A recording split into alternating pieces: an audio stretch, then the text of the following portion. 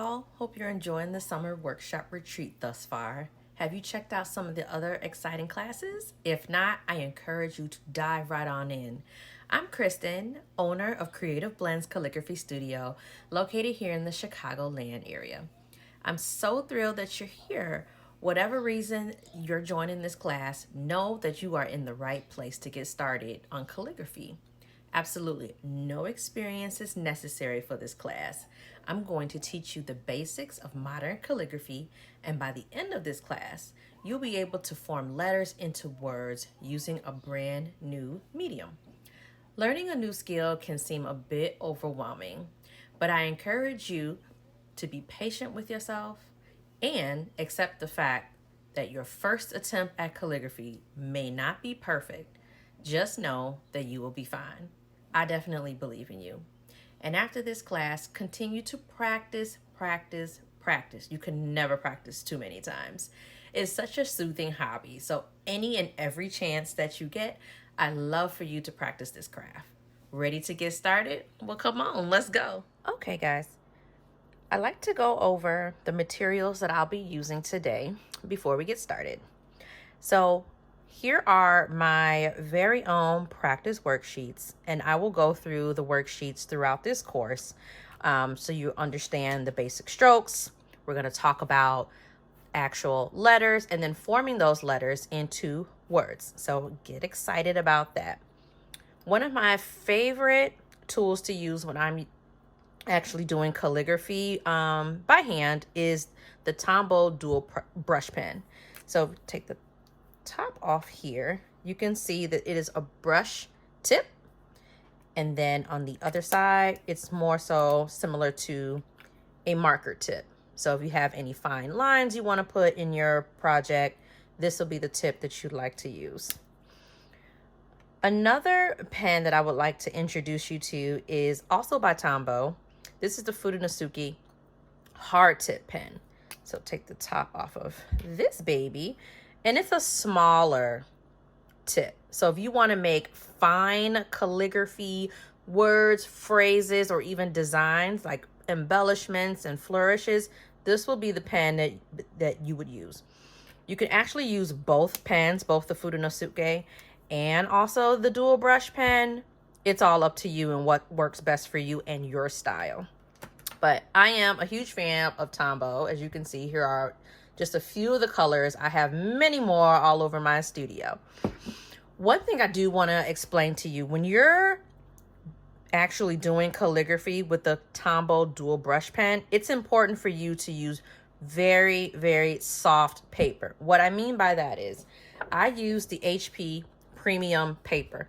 That way, the tip of your nib will not fray. That's one thing that I learned early on when I started calligraphy 5 years ago. I ran out and bought all the Tombow dual brush pens. Not saying you have to do that, but that's something that I did using the absolute wrong paper. My nib on my marker frayed. I'm like, what is going on?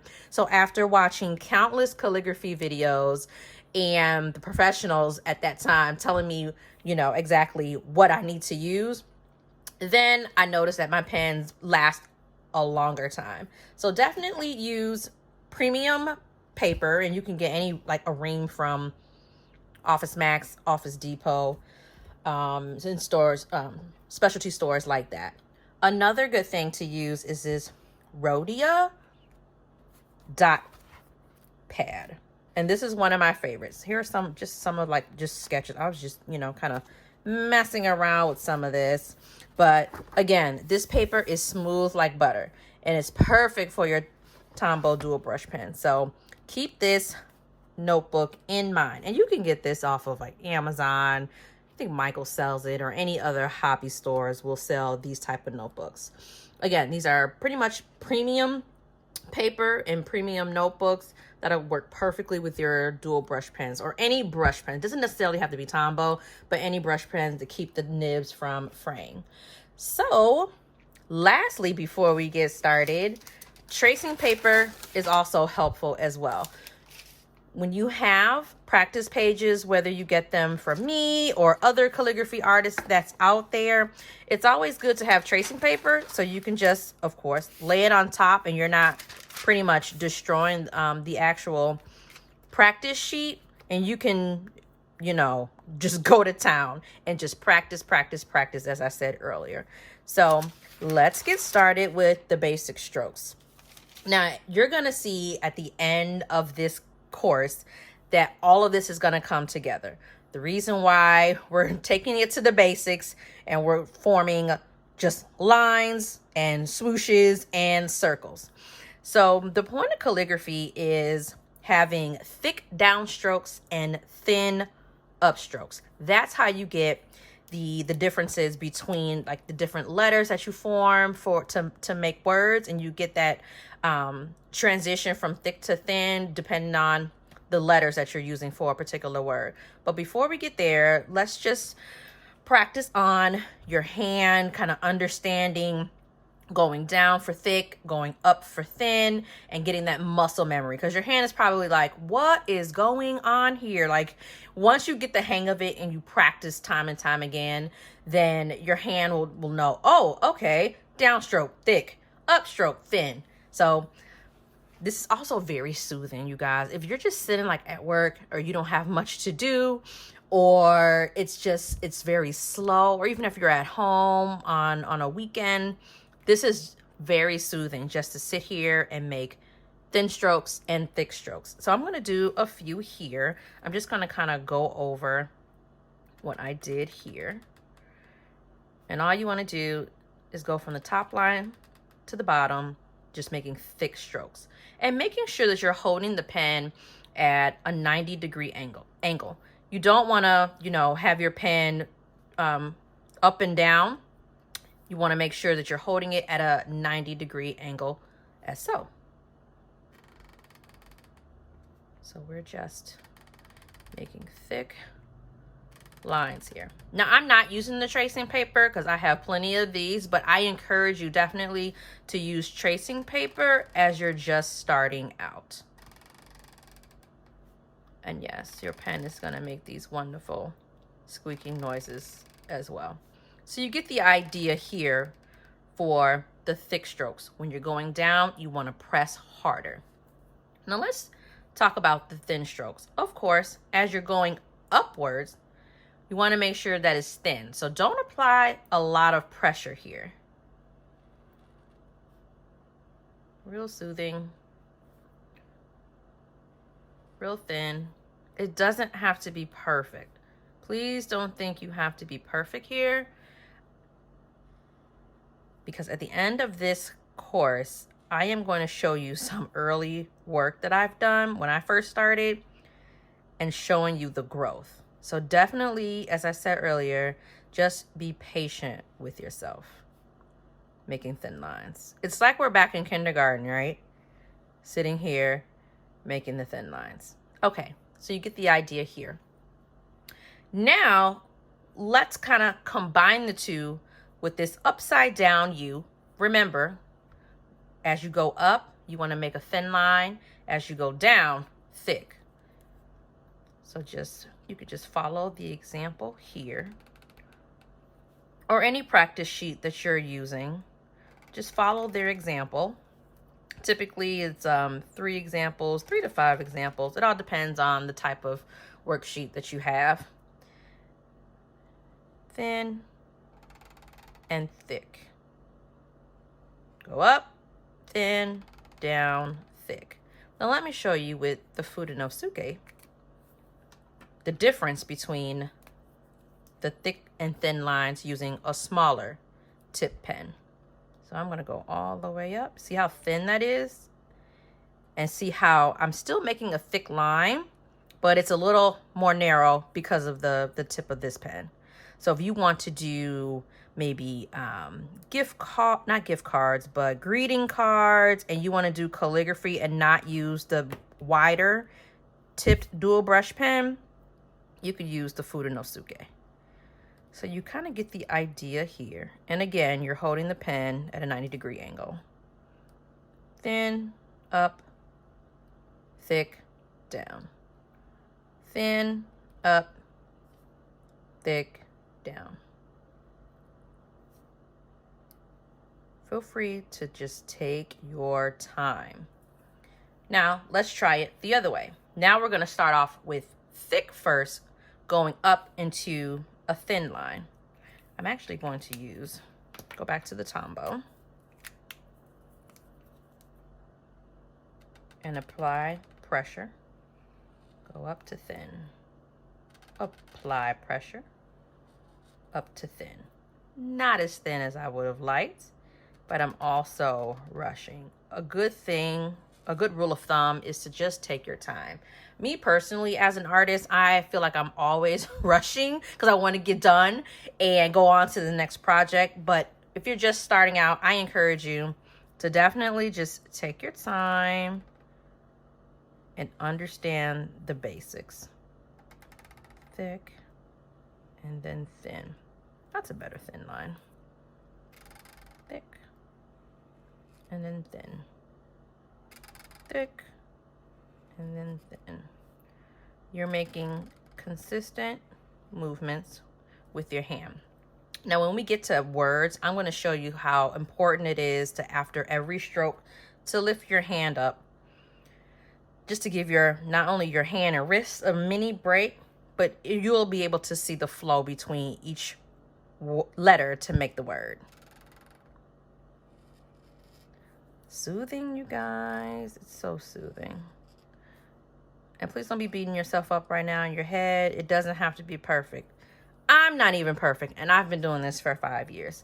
This should be fun. You should get your girlfriends together or any other of your friends. Sip wine, water, champagne, and just sit and just talk and just make lines. What better time would that be? Okay, so I'm going to move on to the O's. You can actually make an O like this, again, using thick and thin lines. You can kind of fast forwarding here by making O's, but which is also a part of my worksheet with the other letters. Remembering thick down, thin up. Thick down, thin up. You should be able to see the difference between the two. So as you're going up, you want to make sure you lighten up on the pressure.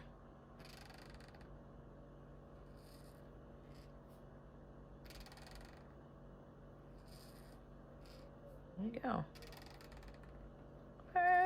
Not perfect. I like to say perfect, but I already know my work is not perfect, and I don't want you guys to be.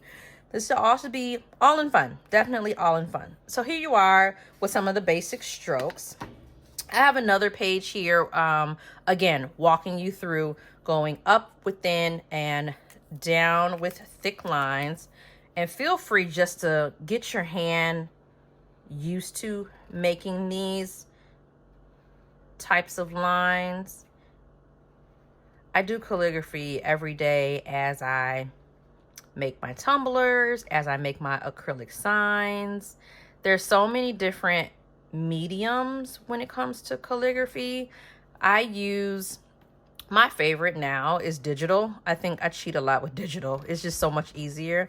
But starting off with the basics, so starting off with an actual pen is definitely beneficial when you're just starting out before you jump into digital. I mean, you can if you like. If you think that you can bypass the pen and paper method, by all means, go straight to digital. It's all about your comfort level. So I'm just going to work on a few of these strokes, but you guys get the general idea here. These are like little J's in a way. Or maybe upside down candy canes.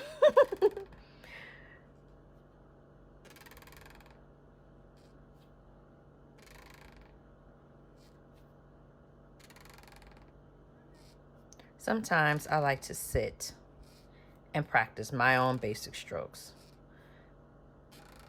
I sit and I practice and I learn from other calligraphy artists because there's some things that, I'm not 100% familiar with, and that's okay. I actually just took a class the other day about composition. So being able to form large quotes or smaller quotes and making it look good, depending on, you know, the balance and contrast. So that's a whole nother subject, but we're just going to stick to the basic strokes. And I just chose another pen. This is the Tombow 725. I love hot pink, one of my favorite colors. I want to choose bright colors so you all can see what I'm doing here. Okay, now these are the candy canes, you guys. Before we know it, the holidays will be here. And as a business owner, I need to start thinking about the holidays to see what type of products I would like to introduce to my clients. If you guys have ideas, definitely let me know. I welcome all feedback and ideas, good or bad. Here's one of my favorites. I like these loops. I can go on and on for days making loops. So again, thin up, thick down, thin up, thick down, thin up, thick down. Now you can, going back to what I mentioned earlier, by lifting your pen up after each stroke, you can do that here. So as I make these pretty loops again, I am going to pick up my pen after I finish the downstroke. Okay, do you connect the next loop? And then connect the next loop. Whatever you're comfortable with. You can lift it up, or it can also be a continuous motion. And excuse the ink. I literally just printed this off my printer, so it's not 100% dry, so it's kind of blending in with the hot pink there.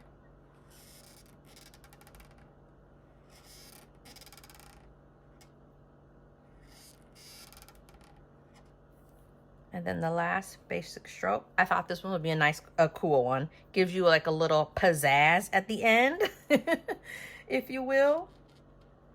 Now, what do we do when we go up? And what do we do when we go down? That's right. Thick, thin. And a little swoosh. I like to make a lot of noises as I do this because in my brain, I associate sound effects to whatever I'm doing. Who understands what I'm talking about? If you don't, that's okay too. That is okay too. So yeah. Thin up, thick down. And by the way, in case you're wondering, I am using the HP premium paper that I spoke about earlier, just so the tip of my pen, because you're doing all these different motions, your nib is having pressure applied to it and things of that nature. So you don't want that tip to start fraying all over the place. So here we are with the basic strokes. Are you guys ready to do letters now? Woohoo! So here we are with the alphabet. Yes, it's just like kindergarten. We're going to go through our ABCs, you guys. But this is a helpful way for you to be able to understand how to now use these basic strokes to form letters. And then from letters to form words. Putting those letters together to form a word. So again, whatever practice paper that you have, I'm happy to share what I have here, or you're also able to find some other practice sheets online, but definitely use mine if you find it to be helpful. They're all different and they're all made in different styles. So whatever fits you, definitely take advantage. So here we are, and I made some of these letters really fancy. So I'm kind of giving you a little bit of an advanced course. Well, more so like bits and pieces. So with the capital A, it's still the same concept, you guys. Remember the upside down candy canes we were talking about? It's the same concept. Now here, you can lift your pen, go down for the downstroke, and bring it around to complete the A. You don't always have to do that. You can honestly make the A really simple, such as you can just go up, down, and around. You can do something like this. There's so many different ways to make an A. It doesn't necessarily have to be fancy like this. It can be just as simple as this, or simple like this. Boom. Whatever floats your boat. Now, for the lowercase a, same concept. Here you are, thick to thin, and you're making like a mini O, and you're giving it a tail. There's those upside down candy canes again.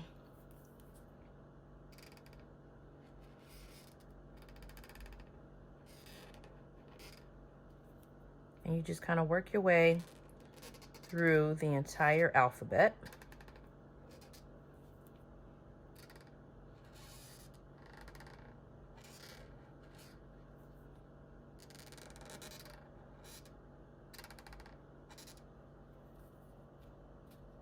Pretty easy, right?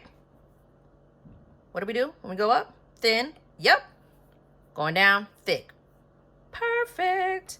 And then you just go through all of the letters starting from A through Z. Now, I do have some letters that I completely love and some that I also, I don't want to say hate, but dislike. I will definitely say dislike. B's are easy, C's, the D's, the E's. I'm actually going to find a letter that I am not too keen on. Let's talk about the Q. So the Q is also kind of difficult in my opinion. But again, what are you going to be doing on a daily basis? You're going to be practicing, right? Yes. So I'm actually going to use a different color because I love color. So with the Q's, again, it's always the same concept when you're going up and down using your thick and thin strokes. But when you're connecting letters to make words, it could be a little difficult. So let's say I want to letter the word quit, for example. I'm going to actually use lowercase q. Similar to the A, right? I started somewhat in the middle and went down, applying pressure, and then pressure going up. And then you're going to make a tail just like the A, but you're going to give it a little swirl. Now here, you're like, okay, so what do you do now? How do you connect the U? Well, there could be one or two ways, or many ways. Again, depends on your style. I can give my Q a little tail, just like that, and then apply pressure for the downstroke, then for the up, and then bring it back down, and now I'm getting ready for the next letter, which is of course I. And I'm going to do this again because typically I don't go this slow, so it looks a little sloppy, so I definitely want to clean it up for you all. So here's the I. I'm going to dot it, and then now I have the little tail from the I ready for me to connect the T. Quit. Let's use the Furunesuke pen, and it's going to be a lot thinner than the thicker dual brush pen. So I'm going to start down here.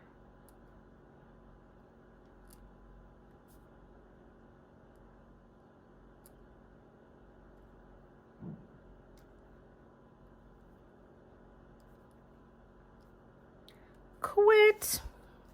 So still a little sloppy, but you get the general idea on how to be able to connect letters to make words. So that's the Q. Not fond of it. Oh, I will show you if I didn't want to connect the Q and the U. I can also do it this way as well. Boom.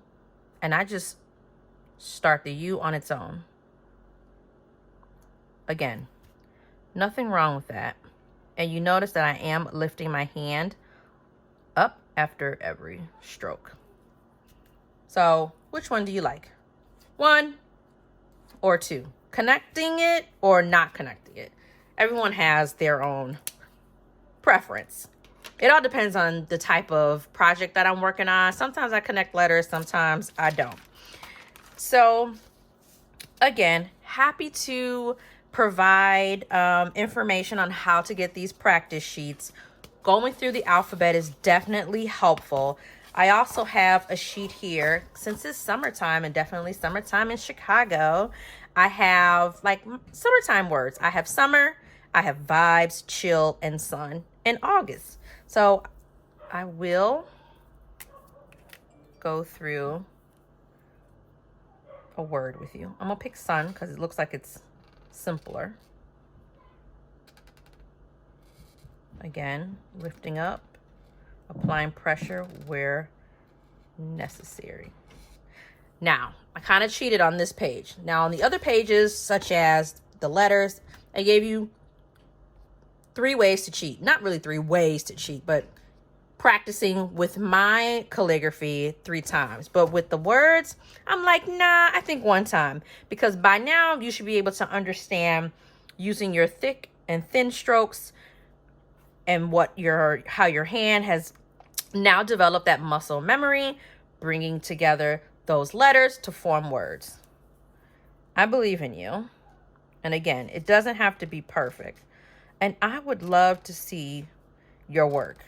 Definitely email me, DM me, send me pictures of your work. I love looking at what you've done, because I did teach a class once before at my church, and they improved from day 1. After teaching them for several months, they improved. And I was so proud of myself that I was able to teach someone calligraphy and they enjoyed it.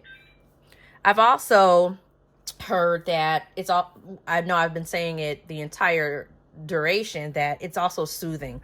I've had people that's going through therapy and, sometimes sometimes they're hyper or very excited, and just by me teaching them calligraphy calmed them down. It was very therapeutic. And I'm like, wow, it amazes me how I can make a difference in someone's life just based on calligraphy. You don't have to turn it into a business like I did. At first, it was a hobby for mine. I just saw quote unquote cute writing online, and I'm like, oh, I want to do that too. So here I am, now teaching you the basics of calligraphy. There's so much to calligraphy. There's embellishments, there's flourishes. It's just so much. It's just so much to calligraphy that I thoroughly enjoy. So I'm hoping this was helpful to you all. But again, as I promised, I would love to show you some of the work that I've done in the beginning. And then I'm going to show you the growth of what I've done up until now. Mixed media, one of my favorite notebooks to use, especially when I'm doing watercolors, because you can do that with the Tombow pen. That's something else, you guys. There's so much you can do with these pens because they're water-based. So if you want to mix it with water, you can, and give it like a watercolor effect. You definitely can do that. They're great for blending. And did you guys know these are self-cleaning? Let me show you really quickly what I mean. So if I have this dark pen, and I have the white one. I always use, and this is advanced, you guys. This blending, it's advanced. So this was the lighter color. If I just kind of paint the tip of the lighter color pen with the darker color pen, don't worry, you won't ruin the tips. I promise you, because I'm all about making sure my things stay in order and don't, tear them or break them up or, break things. Put the top on here so it doesn't dry out. Now, look what you're able to do. I'm just going to write.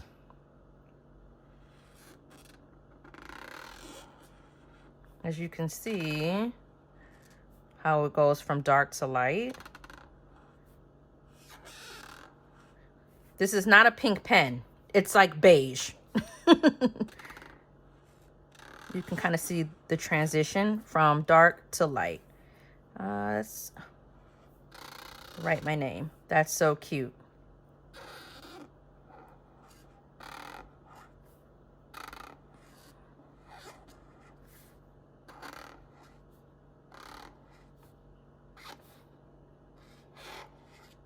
So you get the idea. There's so many ways to blend these pens. There's also a blending palette where you just kind of scribble on it, and you could take a pen and pick up the ink with another pen. They're amazing. There's definitely videos out there that'll show you all the different ways you can blend. But let's show you some of my earlier work. I've done, oh man, so much here. This is me working on a t-shirt. Here I am using my pencil to just sketch things out. It's not perfect when you have your sketchbook. It doesn't have to be. I'm working on a little bit of everything. This was early on. Something that I worked on here. I'm just kind of paging through. I'm not going to bore you too much. This is one of my favorites. Definitely one of my, I'm pretty proud of this one. Definitely proud of this one. Again, I like how I blended the orange and the yellow. I think orange and yellow are the best colors to blend. It gives you that sunset effect.